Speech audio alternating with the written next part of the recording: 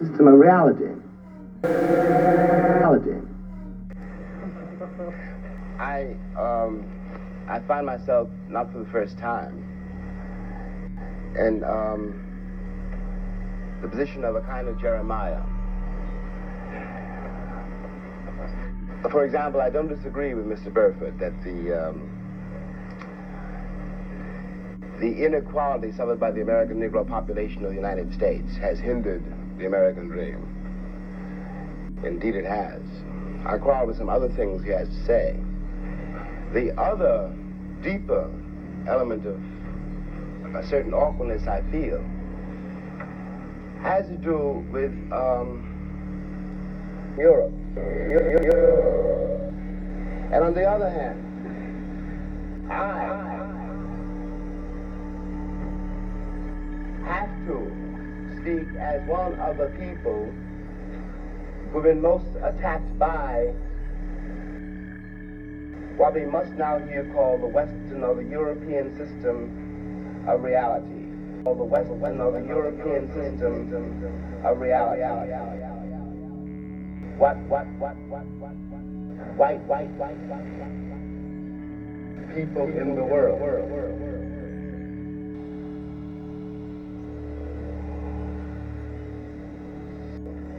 Or whether or not civilizations can be considered as such equal, civilizations can be considered as such equal, or whether one civilization has the right to overtake, subjugate, and in fact destroy another. Oppression. To be the question. To overtake and subjugate, and in fact to destroy another. To overtake and subjugate, and in fact to destroy another. Now what happens when that happens? Leaving aside all the physical facts which one can quote, leaving aside rape or murder, leaving aside the bloody catalog of oppression, which we are in one way too familiar with already, oppression. What this does to the subjugated, all the physical facts which one can quote, which we are in one way too familiar with already, the most private, the most serious thing this does to the subjugated is to destroy his sense of reality. It destroys, for example, his father can no longer tell him anything because the past has disappeared, and his father has no power in the world. This means, in the case of an American Negro, born in that glittering republic, and in the moment you are born, since you don't know any better, every stick and stone and every face is white, white, white, and since you have not yet seen a mirror, you suppose that you are too. It comes as a great shock around the age of 5 or 6 or 7, to discover the flag to which you have pledged allegiance, along with everybody else, has not pledged allegiance to you. It comes as a great shock to discover that Gary Cooper killing off the Indians when you were rooting for Gary Cooper, that the Indians were you, that the Indians were you, that the Indians were you. It comes as a great shock to discover that the country, which is your birthplace, and to which you owe your life and your identity, has not in its whole system of reality evolved any place for you. Not place for you. The disaffection, the demoralization, and the gap, the demoralization between one person and another, only on the basis of the color of their skin, begins there, and accelerates throughout a whole lifetime. So that presently you realize you're 30, and are having a terrible time managing to trust your countrymen. By the time you are 30, you have been through a certain kind of mill. And the most serious effect of the mill you've been through is again not the catalog of disaster. The policemen, the taxi drivers, the waiters, the landlady, the landlord, the banks, the insurance companies, the millions of details, 24 hours of every day, which spell out to you that you are a worthless human being. It is not that. It is by that time you've begun to see it happening in your daughter or your son or your niece or your nephew. You are 30 by now, and nothing you have done has helped you to escape the trap. But what is worse than that is that nothing you have done, and as far as you can tell, nothing you can do will save your son or your daughter from meeting the same disaster and not impossibly coming to the same end. Now, we're speaking about expense. I suppose there are several ways to address oneself to some attempt to define what that word means here.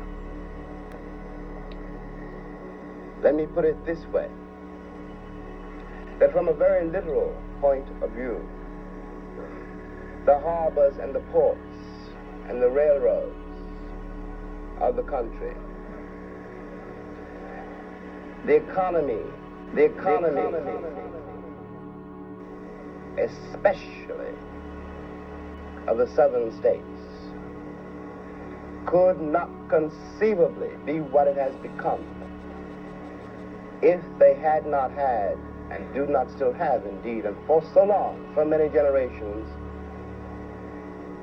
cheap labor. I am stating very seriously, and this is not an overstatement, that I picked the cotton, and I carried cloth, and I built the railroad, and I built the railroad, and I built the railroad under someone else's whip for nothing. They carried cloth. The Southern oligarchy, which has until today so much power in Washington, and therefore some power in the world, was created by my labor and my sweat, and the violation of my women and the murder of my children. This, in the land of the free and the home of the brave. And no one can challenge that statement. It is a matter of historical record. In another way, this dream, and we'll get to the dream in a moment, is at the expense of the American Negro. It shows the way. So she simply knows that it's an unknown quantity, and she wants to have nothing to do with it. So she won't talk to you. You have to wait for a while to get your telegram. Okay, we all know this. We've been through it. And by the time you get to be a man, it's very easy to deal with. But what is happening in the poor woman, the poor man's mind? The poor woman, the poor man's mind is this. They've been raised to believe, and by now they helplessly believe, that no matter how terrible their lives may be, and their lives have been quite terrible, and no matter how far they fall, no matter what disaster overtakes them, they have one enormous knowledge and consolation, which is like a heavenly revelation. At least, not 100 years ago, but in 1965, in a country which is blessed with what we call prosperity, a word you won't examine too closely, with a certain kind of social coherence, which calls itself civilization, and which espouses the notion of the freedom of the world, in spite of what the government says. The government says we can't do anything about it.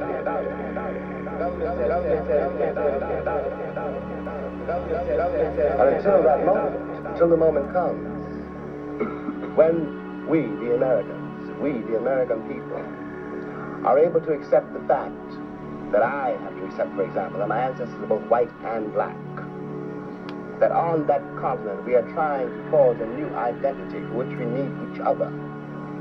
And that I am not a ward of America. I am not an object of missionary charity. I am one of the people who built the country. Until this moment, there is scarcely any hope for the American dream, because the people who are denied participation in it, by their very presence, will wreck it. And if that happens, it's a very grave moment for the West. Thank you.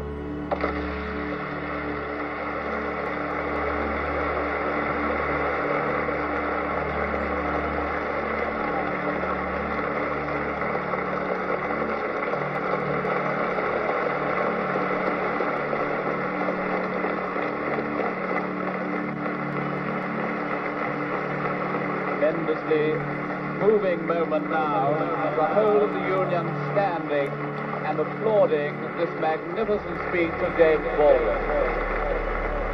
Never seen this happen before in the Union in all the years that I have known it. Baldwin smiling, obviously delighted by his reception, tremendously moved by it.